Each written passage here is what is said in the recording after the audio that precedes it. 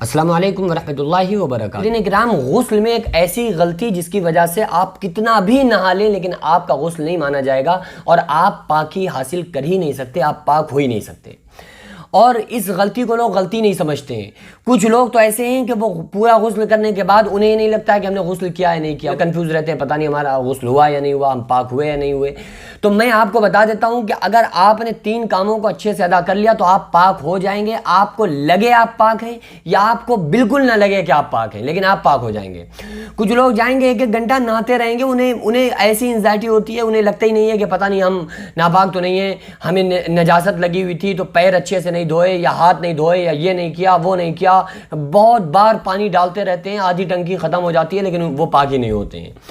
تو یہ آپ کی اپنی طرف سے آپ کی ہر درمی ہے۔ بھائی اگر شریعت نے کسی چیز پر مان لیا کہ یہ چیز، اس میں یہ طہارت حاصل ہو گئی، تو پھر آپ کو دماغ آگے سے چلانے کی کوئی ضرورت نہیں ہے۔ شریعت نے مان لیا آپ پاک ہو گئے تو آپ پاک ہو گئے۔ تو جو اس کا مستحب اور سنت طریقہ ہے وہ تو آپ لوگوں جانتے ہی ہوں گے کہ غسل کا طریقہ کیا ہے، یا انشاءاللہ میں ابھی آپ کو بتا دوں گا۔ لیکن 3 چیزوں پہ آپ غسل میں فوکس کیجئے۔ اگر یہ 3 چیزیں آپ نے غسل میں اچھے سے ادا کر لیں تو پھر آپ پاک ہو جائیں گے، اور اگر ایک چیز بھی ان 3 چیزوں میں سے چھوٹ گئی تو پھر آپ کتنا بھی نہا لیں آپ پاک نہیں ہو سکتے۔ غسل میں کچھ فرض ہیں اور کچھ سنتیں ہیں، کچھ مستحبات ہیں۔ تو اگر کوئی سنت آپ سے ترک ہو گئی تو پھر آپ پاک تو ہو جائیں گے، لیکن آپ کا غسل جس طرح سے آپ کی پاکی اور طہارت حاصل ہونا چاہیے تھا، جو ثواب ملنا تھا وہ ثواب آپ کو نہیں ملے گا۔ کوئی مستحب چھوٹ گیا تو آپ کے غسل میں جو ثواب ملنا تھا وہ ثواب اس مستحب چھوڑنے کی وجہ سے آپ کو حاصل نہیں ہوگا۔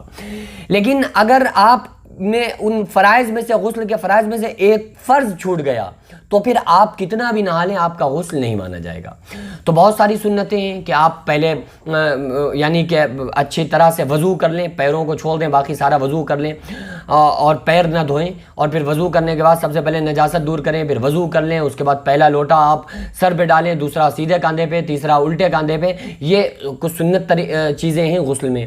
اس کے علاوہ کچھ مستحبات ہیں کہ کلی جو کریں تو وہ یعنی کہ اس طرح سے کریں کہ اس کی چھینٹیں نہ ہمارے اوپر آئیں، اور اس کے علاوہ بیٹھ کر غسل کریں، کھڑے ہو کر غسل نہ کریں۔ یہ تمام چیزیں جو سنت اور مستحبات ہیں۔ لیکن میں وہ اصل چیزیں 3 آپ کو بتا دیتا ہوں جس میں سے ایک چیز بھی چھوٹ جائے گی تو آپ کا غسل نہیں ہوگا، اور یہ 3 چیزیں ادا ہو گئی تو آپ کا غسل ہو جائے گا۔ آپ مانے نہ مانے، آپ کا دماغ مانے نہ مانے، لیکن شریعت نے اس میں پاکی کو مانا ہے۔ پہلی چیز فرض ہے غسل میں سے کہ منہ بھر کے کلی کرنا۔ منہ بھر کے آپ کو اچھی طرح سے کلی کرنا ہے، یہ نہیں انگلیاں پس سے کلی کر دی، ایسے نہیں، اچھی طرح سے لے کے منہ میں غرارہ کرنا ہے۔ اگر انسان روزے سے ہے تو پھر غرارہ نہیں کرے گا، لیکن اگر روزے سے نہیں ہے تو بہت اچھی طرح سے غرارہ کرنا کہ پانی اندر حلق تک چلا جائے، اور اچھے سے منہ بھر کے غرارہ کرنا، کلی کرنا۔ یہ پہلا فرض ہے۔ دوسرا فرض ہے ناک کی نرم ہڈی تک پانی پہنچانا۔ آپ نے پانی لیا ناک میں یوں کر کے، اور اندر کو آپ نے پانی کو گھسیٹ لیا، اندر کو کھینچ لیا، تو پانی آپ کی ناک کی نرم ہڈی تک جانا چاہیے۔ یہ چیز بھی فرض ہے۔ اگر آپ نے پانی اچھی طرح سے ناک کے اندر نہیں ڈالا، کتنا بھی نہا لیں آپ پاک نہیں ہو سکتے۔ تیسرا فرض ہے کہ سارے جسم پہ پانی بہانا، بالوں سمیت سارے جسم پہ پانی بہانا۔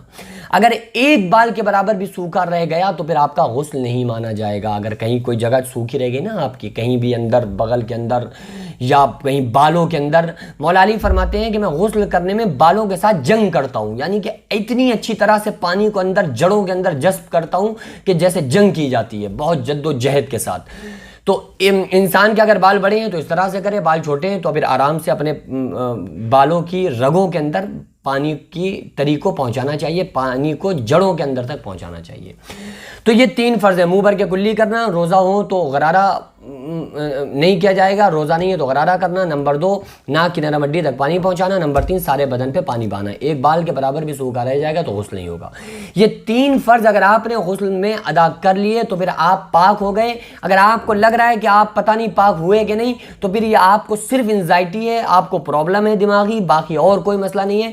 شریعت نے جب آپ کو مان لیا کہ آپ یہ 3 کام کرنے سے، فرض ادا کرنے سے پاک ہو جائیں گے، یہ الگ بات ہے کہ جو ثواب اس پر ملنا ہے وہ نہیں ملے گا۔ تو تو باقی بہرحال میری بہت ساری کلپس موجود ہیں یوٹیوب پر، آپ ان کو دیکھ لیجئے، غسل کرنے کا سنت طریقہ کیا ہے، پھر مستحب طریقہ کیا ہے، تو انشاءاللہ تعالیٰ اس سے بھی آپ کو کافی فائدہ حاصل ہوگا۔ بہرحال یہ 3 کام ادا کرنے سے آپ کا غسل ہو جائے گا، آپ کو کتنا بھی لگے کہ غسل نہیں ہوا لیکن آپ کا غسل مان لیا جائے۔